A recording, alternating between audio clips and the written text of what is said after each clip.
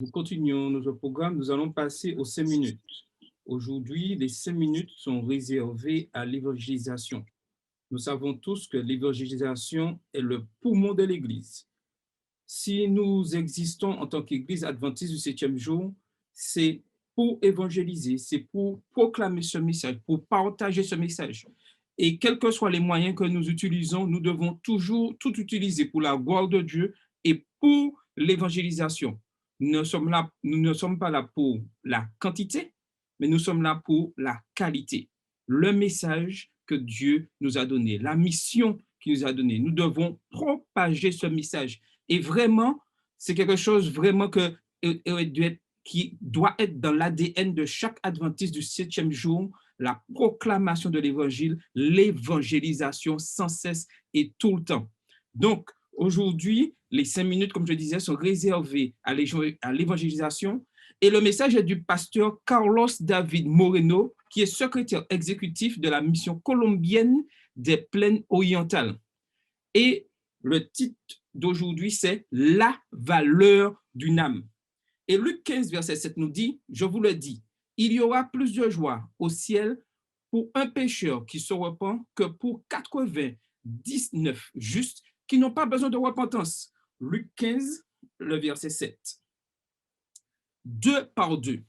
Donc, le pasteur nous dit que après plus de 3 heures de voyage à moto sur une route poussiéreuse, accompagné par un autre pasteur, Jason Gonzalez, un ancien d'église, je suis arrivé à Mapiripam, une municipalité avec une histoire sombre à cause de la violence. Le but de ce voyage était de rencontrer Laisleo Silva, un laïc âgé de plus de 70 ans qui avait projeté le baptême d'une personne avec laquelle il étudiait la Bible.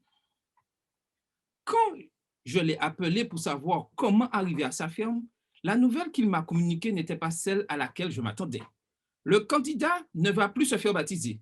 Mais si vous voulez venir, nous vous attendons ici. Après un parcours de 50 km, nous avons pu les rencontrer.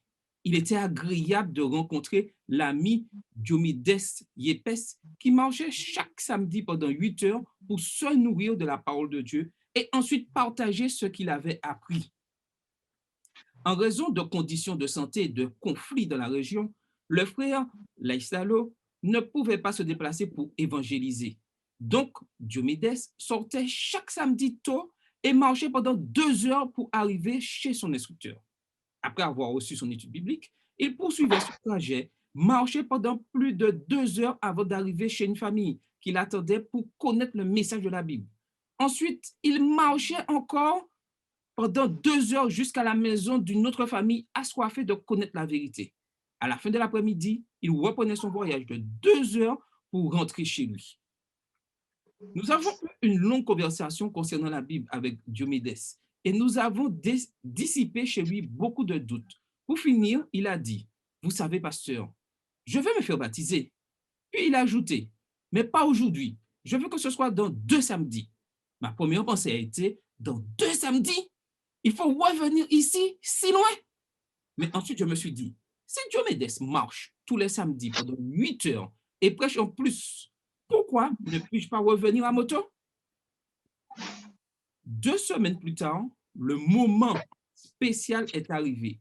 Plus de 50 familles étaient réunies pour être les témoins du baptême de Diomédes. Aujourd'hui, il demeure un laïc actif partageant l'évangile. Jésus l'a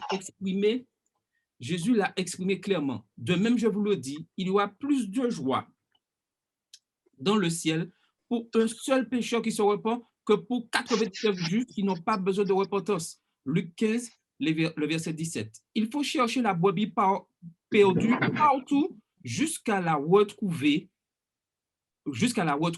Il faut suivre l'exemple de Jésus. Voilà ce que Jésus nous demande à faire aujourd'hui. Que nous allons chercher chaque brebis, que quoi que nous fassions, même si c'est pour une seule âme, même s'il y a une seule personne qui nous écoute, faisons cette chose-là. Nous ne sommes pas appelés à faire des kilomètres comme l'histoire d'aujourd'hui nous raconte, mais nous avons la possibilité d'utiliser nos réseaux sociaux et de pouvoir propager cet évangile. soyons de véritables adventistes du 7e jour, ayant l'ADN évangélisation ancré en eux.